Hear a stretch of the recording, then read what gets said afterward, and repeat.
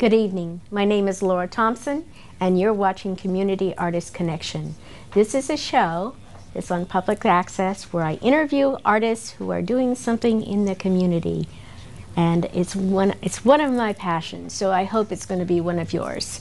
And tonight, I am having the great pleasure of interviewing Kathleen McCarthy, and she's going to demonstrate how to do scratchboard. And if you've never seen scratchboard, it is wonderful. It's really an incredible technique, and it takes a lot of patience and a lot of time. But the results, as you can see behind me, are phenomenal. So, hi, Kathleen. Hi. How are you? I'm great, thank you. That's Thank you good. for having me here. Yeah. I appreciate it. So, tell me a little bit about what scratchboard is, what kind of technique is it, how did it get developed, and that sort of thing before you show me how to do it. Okay. All right. It's been around for about 100 years, or actually more than 100 years, and it was originally developed for printing, because when you make an incision in the scratchboard, it's very clear, and it came out in the printing process very clear. So they used it for that initially, but a lot of people have taken it and turned it into fine art. It's not very well known. It's still kind of in the background in the artist community, and I and some other scratchboard artists have kind of taken on we've become champions for putting it out there so people understand it more. Well, that's cool. I mean, it's phenomenal, the detail that you can get with it, and it's just, I love it. Plus, I love black and white to begin with, and when I first started seeing some of your work, and it has color in it too, it's like, wow, that's really cool. Very, very cool. So, you're going to demo. You're going to show me how to do scratchboard. Okay.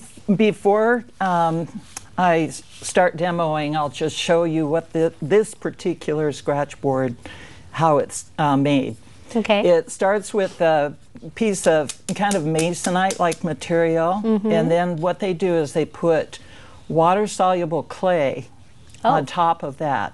That's where the white shows through. Okay. So there's this whole layer of clay, and you can see it's not very thick. Can't be. Yeah, but you can scratch through quite a bit before you hit bottom. And then on top of that, they put a layer of black India ink, and then it's, through that I do the scratching. I scratch off the India ink, and then it reveals the white clay underneath. And then and then afterwards, I can, like I did in the flamingo, then you can add inks or actually any kind of water-soluble paint too. It can be, you can put acrylic over it, or I've used watercolor pencils, and then you can take a paintbrush with water in it, and in color, use that kind of as a watercolor.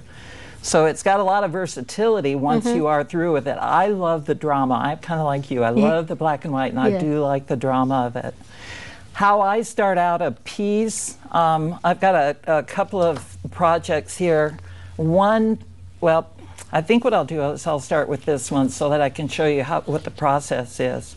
I start off with a picture that somebody will send me. A friend sent me this, and they wanted to get the dog done, so I'm going to do the dog. It's his favorite dog, and they wanted it as a surprise. But the picture that they sent me online is not very clear, and it's kind of dark. The head's kind of dark.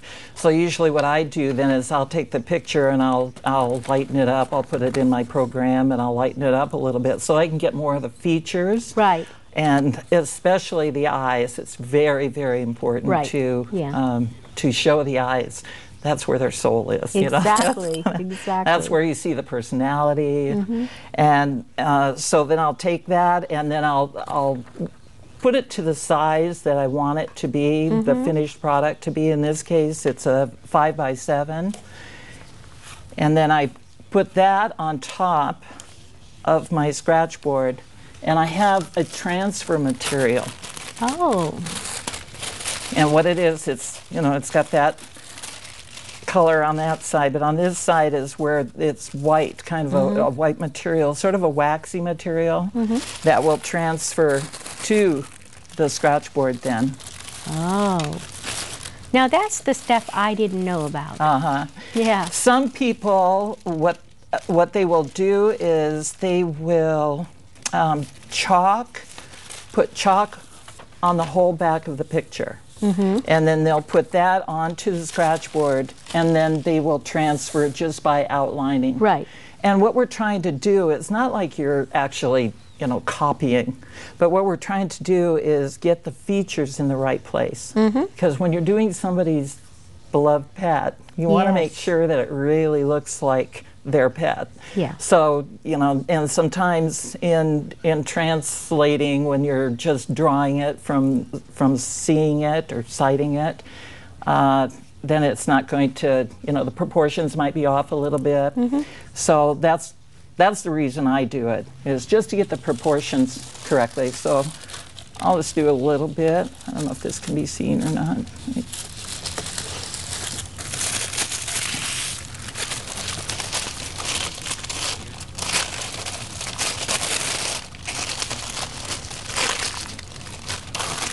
And then I'll line it up very carefully. And I usually have a colored pencil, because then on the master I can see where I've already been. And then I'll just start making little dots along. Oops, I just broke my lead. What else have I got? Well, it'll still transfer with this. And I'll just make little dots along the outside and all around, and especially position where the eyes are, right, and where the nose is and where the mouth is. And so you see little marks that come out onto the board. Yeah, really faint. And you want it faint like that because that particular product, that's why some people use chalk, because it comes off much more easily. That particular product, it will leave a little bit of residue. Yeah. So if you keep it fainter and not too many marks, then you can get those marks off easily. And you can see just in the, you know, just in me messing around with it will mark up easily. This is a different situation than at home, when you can be a lot more careful with it. Yeah. So, and here are some of the tools that are used, a lot of different tools. I use this is a fiberglass brush. And that's what I used on it's called Forever. I wanted the skin to be really smooth, and the fiberglass brush gives just kind of a softer look. Yeah, totally different from this. It is. From the dog. It is. And on the other ones, like on the dog, what I'll use is an X-Acto knife. Right. I'll either use this X-Acto knife, or this is one of my favorites too, because I can just get a new blade. Yeah, get a new blade frequently. Yeah. You know, these are, you know, they're more expensive, and have to probably every 45 minutes or so have to change it. Wow. So you can go through a lot of these blades. This gives a kind of a more feathery look, you know, just a little softer look. It's still crisp. The line is crisp, but it's just a little bit narrower line. This has a tendency to be a little bit heavier, and that's what I used on the yellow lab there. Right. And then I have a broader fiberglass brush. It's just a little bit wider, so that I could do bigger sections at a time. And then there's this instrument, which has a lot of little kind of spines coming out. Oh, okay. And so you can do cross hatching, which means going one way and then going back another way, and that can be used for doing skin also, for doing people. And then there can be sandpaper. Wow. You know, if you just want to get in there and you want to rub off a really large section, then you can use sandpaper. And then for the mistakes, I have learned that in order to do scratchboard well, it's really important to learn how to deal with the mistakes, or, you know, accidents or problems, you know, and it happens because it's a fragile material. It's really, in some ways, unforgiving. So there can be a Sharpie. The Sharpie is a little bit iffy to use because against the black, sometimes it looks a little purple. But the thing that I use that works really well is a micron pen. And now this is for small mistakes. Yes. This is for that little thing maybe in the eye or whatever that's just not quite there. The other implement that I use to help with mistakes is airbrushing. So I have a compressor at home and I have an airbrush, and then I use the inks that are designed that they actually use on the scratchboard initially. And, and then you can use sandpaper. That's where sandpaper comes in handy too. You can sandpaper out the mistake a little bit. It's because when you put a scratch into the board, it leaves it leaves an indentation. Yeah. So if you're going to airbrush over that, you're still going to be left with that indentation. So if you take a little bit of sandpaper and sandpaper that out, and then you can just gently airbrush over that several layers, and it will return it. You know, it's real interesting listening to you talk about how you can fix an error. Like a lot of people would not even know that there was an error there. But with this media, and when you're doing it, it is so precise, and you know there's a mistake there, and so you have to fix it. So that's sort of like what happens with pen and ink that I do. If you put your pen down in the wrong place, you know you put it in the wrong place, and so there's always ways you can scratch the India ink off, just like you're talking about here.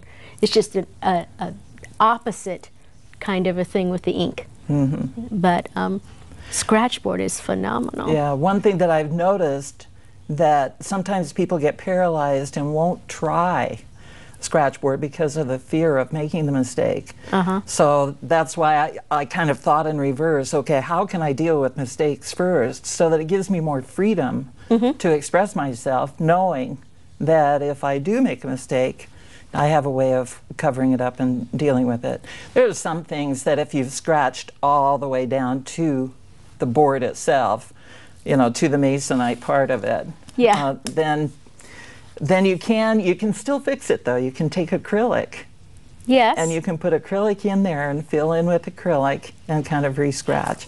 So there are plenty of ways of dealing with it, which gives us more freedom, which I appreciate. Right. Yeah. I mean, the knowledge, it's the knowledge that you can't do anything that will totally wreck it. Right. There's always some sort of thing that you can do to fix it so that you then can continue to do with what you were planning to do. Yeah. Right. And it's kind of the same thing with oil painting. If you've messed up, you come and you put something over it so that you can, erase the mistake. Or acrylic, where you can just take gesso and cover the whole thing again and start again. Start over again. Yeah. So after I've done that, I have another project that I'm working on. It's not complete yet, but just to show you, I was given 2 pictures, and you can see that the dogs have the little bandanas on them, and they wanted these combined. It's for a soldier who's coming home from Iraq, and I'm so excited about it. It's a friend of mine's husband. He's due in on February 5th, so I'm really excited about doing a project for his homecoming. So they wanted them combined. How do you take 2 pictures and combine them? So what I would do is I would work on cutting them up, and making a composition that would work. And then I had to deal with the bandanas because they didn't want the bandanas. But before that, then I would make a larger one, for the size of the finished product again. And then they sent me another picture so that I could see what's going on with the hairs, because there again, these are their individual dogs, and they've got their individual personalities and looks and everything, so you want to get it as closely as possible. And then from there, I would, I'm not finished with this, so please, all artists out there, forgive me. But then I start, after doing a lot of the scratching, then I start layering in the color. And you layer in, I've been using the clayboard inks, and they were specifically designed to go with the scratch board. And one of the ways they designed it, was to, if you overlap onto the black, it's not going to show on the black. Oh. And, you know, like acrylic would completely obliterate the black. Right. So you want something that's really transparent and, you know, and won't obliterate the black or won't leave a residue and make it filmy. So just start laying in colors. I'll lay in some pinks where they're, you know, or pinks and you know, their skin's showing through a little bit, and then I'll come back and I'll scratch again. So this so far, and I'm maybe 2/3 of the way done. This so far has probably had about 8-9 layers of scratching. Wow. So it can get really, really intricate, but it's so much fun. It's my absolute favorite. Right. You know, especially doing the eyes. And usually when I do a project, I'll put the eyes in first just so I have this, you know, the life to identify with. Right, you know, and the personality to identify with, and it makes the scratching a lot more fun. Yeah. You know. How long would something like this take you? Oh, gosh. Gee, I don't know, 50 hours maybe at least. Wow. Yeah. Wow. Yeah, by the time you scratch initially, and you know, and you do all the preliminary prep, work, yeah. of course, too. Yeah, yeah. And then after that, I do a spray in order to protect the color and to protect the scratch board itself, too. So they've all been sprayed. Cool. So basically the difference in the techniques and it all has to do with the kind of brush or what you're using to cut the black out. Okay. Like there was one that I didn't show you that has a lot of squiggles on that, and you can use that for hair or fur. Yeah. Yeah. That's kind of cool. So there are a lot of different instruments. I have found personally that I like just dealing with the X-Acto knife. I feel more comfortable with that, and I feel like I can, you know. You have control. I do. Yeah. And I can be more specific about where I'm putting the scratches with that. And I don't have to think about, you know, all the other parts of that particular tool. Right. Yeah, because it's just one tiny edge that you're using. Do we want to talk about the ones that are behind us, the ones you've completed? Sure. Sure. So which one, you know. Well, we can start back there with the pulley. Yeah, the pulley. Yeah. That is just Isn't that adorable? He is. They're the cutest dogs. Are you familiar with pulleys? No, they're this is the first time. They're about so high, and they've got the dreadlocks all the way to the floor. They're just so cute, and when they, and they the dreadlocks flounce and bounce, and yeah, they're really animated. But all those dreadlocks, it takes a lot of grooming. They can be fluffed out. Oh wow. And I just got the idea one day that I thought it would be so fun in Scratchboard to do a pulley. Yeah. They have a common door, which is a white version of that, but it's a lot taller. And it has the long dreadlocks too. And so they're naturally what color? This one was. It's black. Okay. Yeah. Wow. Yeah, they generally come black. And how long did it take you to do that one? Oh gosh. I don't know. That got a People's Choice Award at the fair. Yeah, I'm sure it did. Yeah, I'm sure it did. People were really identified with that one. Right. It's a lot of fun. And now that one, because I wanted a softer look for the dreadlocks, I used the fiberglass brush. And then, you know, had to make kind of a circular motion, so it gave that feeling of the dreads. Yeah. Yeah. Yeah. Very cool. Thank you. And I had to put in the red tongue. Of course. I just thought that made the whole thing. Oh yeah, it does. Totally. Totally draws you in. Yeah, that was a fun one. And then the one in the middle? The one in the middle, the idea was generated from a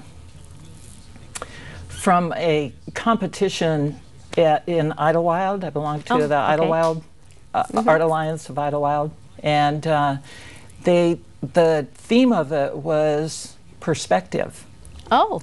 And I just kind of got that idea of, you know, kind of the eternal and the cosmos, and, you know, and love being forever, and just kind of put that together. It's beautiful. Thank you. Thank you. That was really fun. And you really can see the technique there of using a softer brush.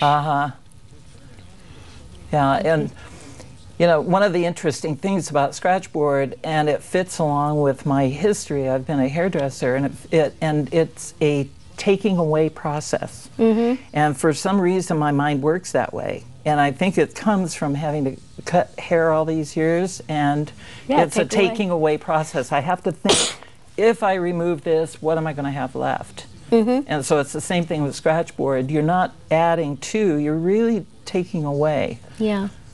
And one of the things about being a hairdresser is that you are creating art with hair.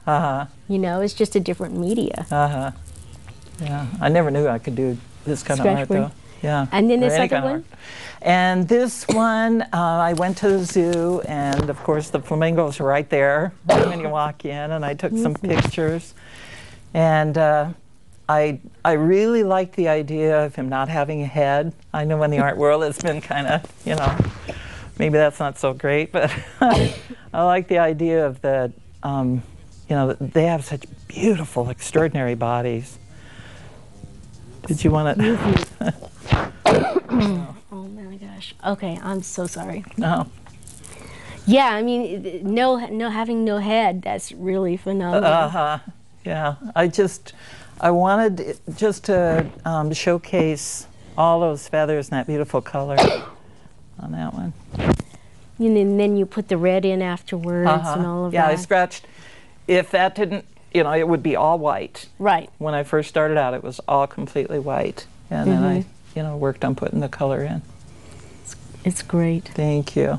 Thank you. Okay, and then we have the really precise. Yes. That one is hair by hair by hair. Yeah. Absolutely.